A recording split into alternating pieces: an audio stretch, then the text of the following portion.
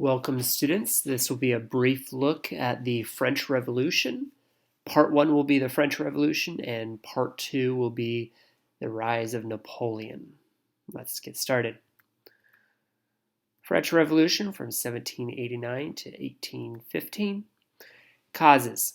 We're going to have debt from the 7 Years' War and the American Revolution. Remember that France was trying to humble Great Britain. France had been at war with Great Britain for quite some time. They had two sets of 100 Years' Wars with Great Britain, and the 7 Years' War was one of the last attempts to humble Great Britain, as well as the American Revolution, siding with the Americans. You also have the emptying of the treasury and the rising of food prices, taxes that will exist.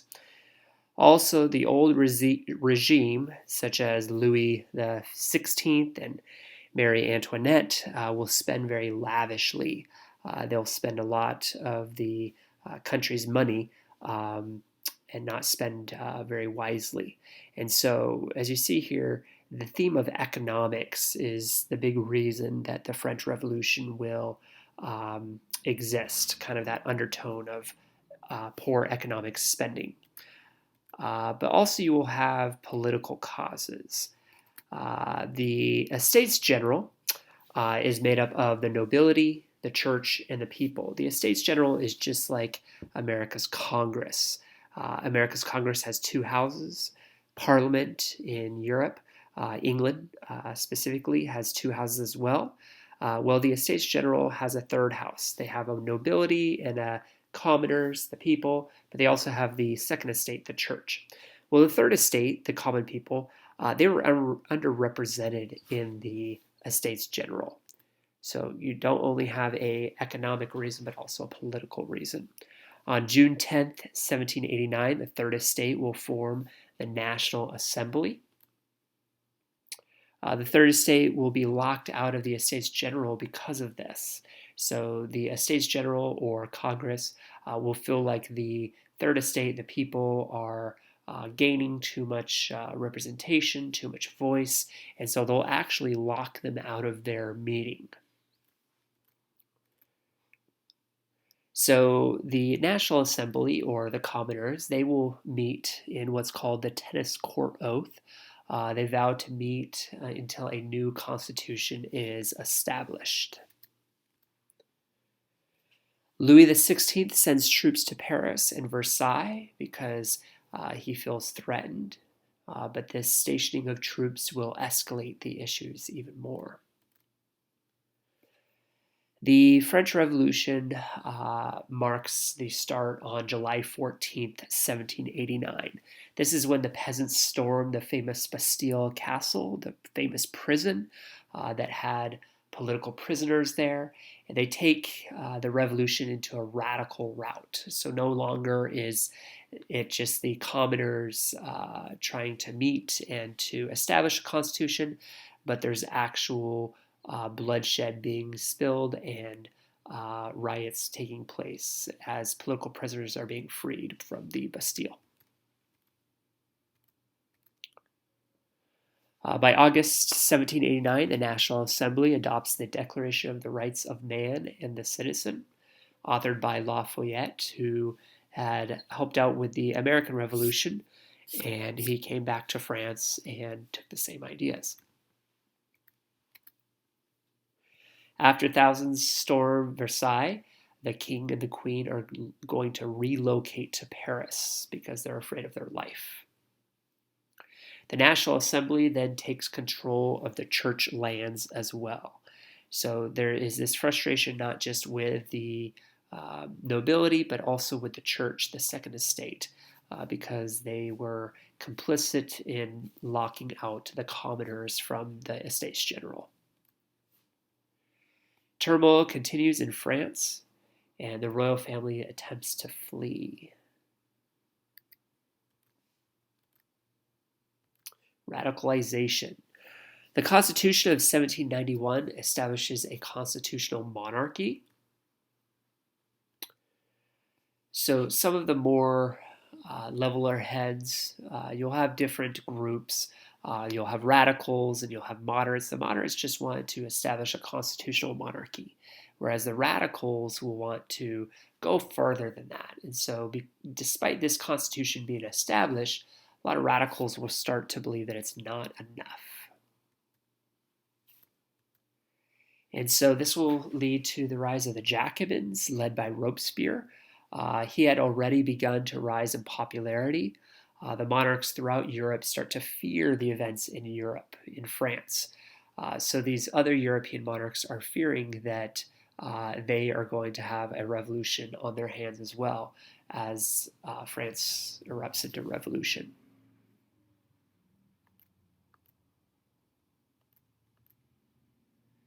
By 1792, France was at war with many nations, Austria and Prussia especially.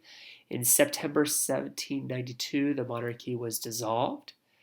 Marat and Robespierre both moved the revolution into its more radical phase. And so Marat will be a poet, and he'll write much of the literature in support of the radical French Revolution, but Robespierre will be more of the dictator that will lead the political cause. A new government, the National Convention, makes France a republic.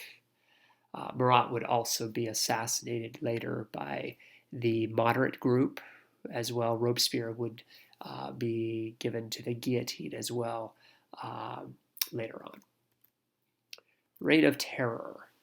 So by 1793, Louis XVI and Antoinette are executed. And war grows with Great Britain, Holland, and Spain.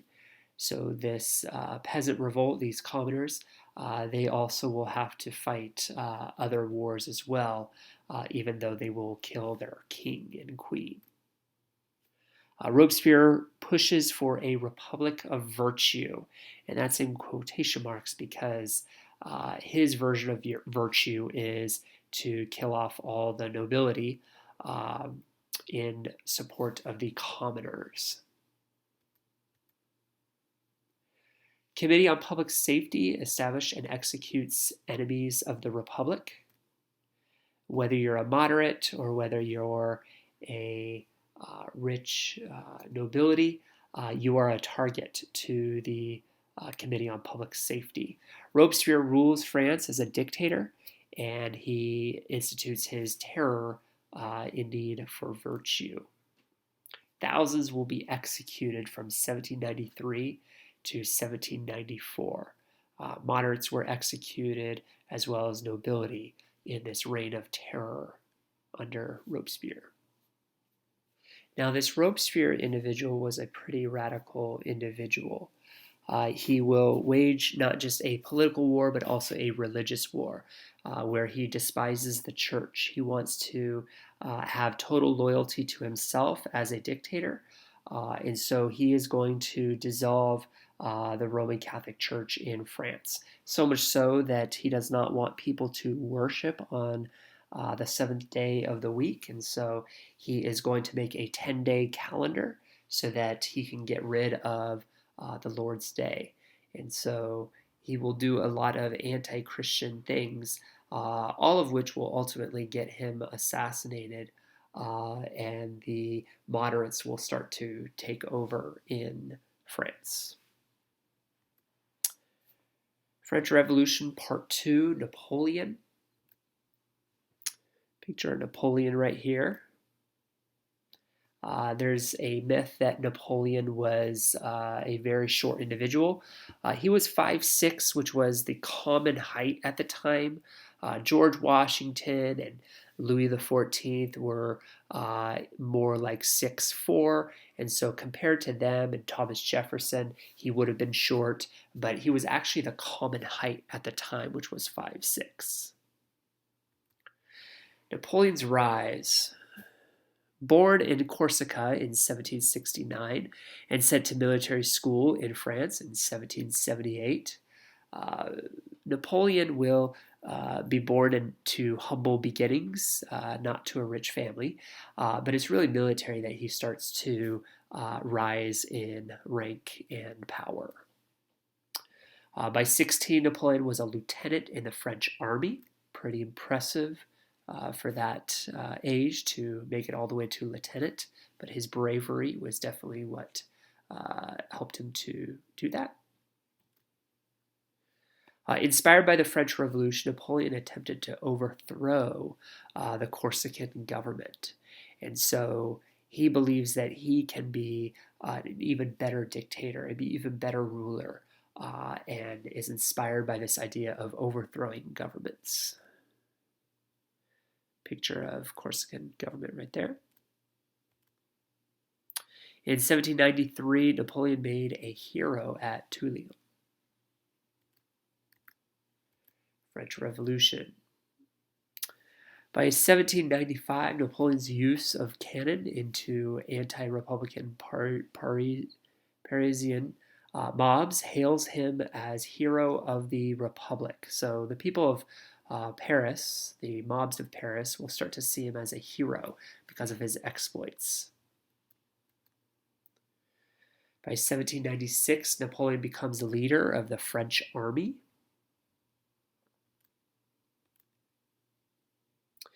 Through a coup, which is a military takeover of the government, in 1799, Napoleon removes Directory and becomes the first consul of France.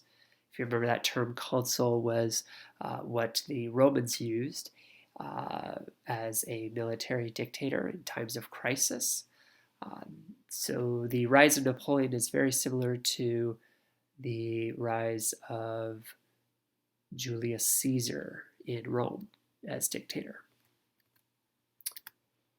Napoleon's rise and empire. As first consul, Napoleon claimed dictatorial powers. By 1802, Napoleon, through war and diplomacy, established peace with Great Britain, Austria, and Russia.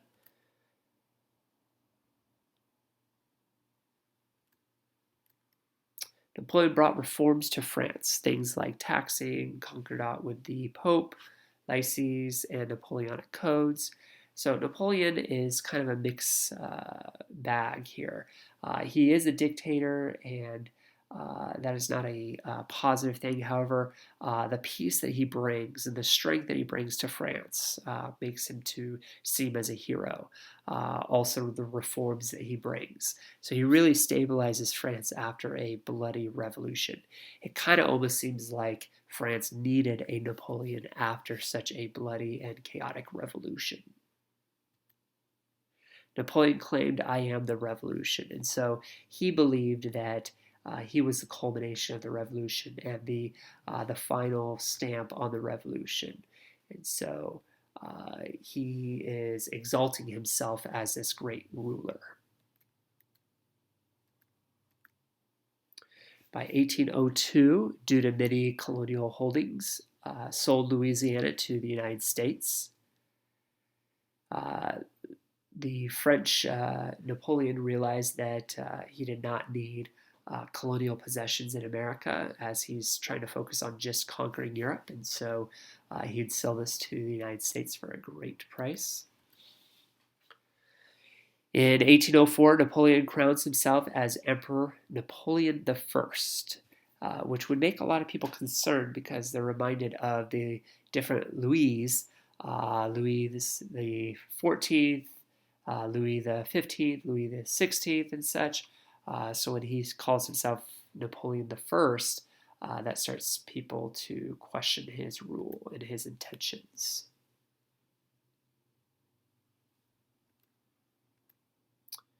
Napoleon expanded France's borders as he continues war in Europe.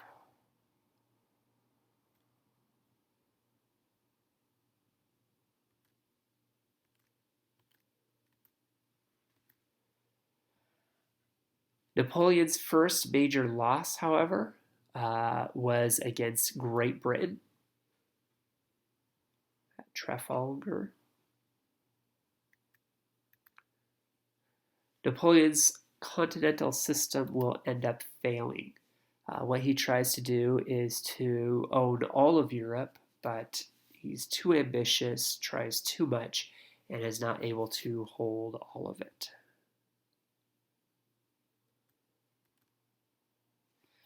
His most daunting ambition would be Russia, but the Russians are able to defeat Napoleon due to the Russian winter and also the Russian scorched earth policy. When Napoleon marches into Russia with almost 500,000 troops, he's reduced to 10,000 troops. And that's because the Russians are burning all of their farms that he starts to march on so that Napoleon cannot feed his troops. Napoleon famously said, "A army marches on their stomach," which means that you need food in order to mobilize your troops. And so when the Russians realize that he's coming to town, they start burning their own farms so that he has nothing to feed his troops with. Picture of the Russian winter there that was very harsh on the French. Napoleon's exile and final defeat. Main powers of Europe: Britain, Russia, Prussia, Sweden, and Austria. Napoleon banished to Elba in 1814 as his people start believing that he is too powerful, not good for France. They will banish him. He'll spend close to a year plotting his return to power. And in 1815, he will, for 100 days, arrive back into power in France. However, Napoleon will lose his final battle at the famous Waterloo and is banished to St. Helena, where he will end up dying. Picture of Waterloo there. So what are the legacies? In 1815, Congress of Vienna will return monarchies to their throne.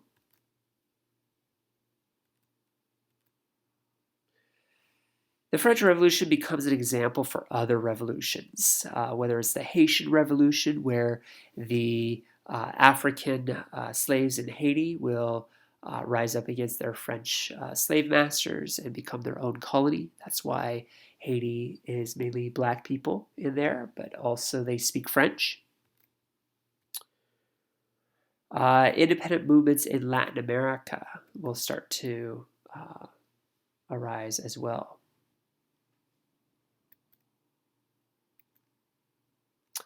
Many feared the ramifications of the French Revolution in other areas. There will be a fear of revolutions.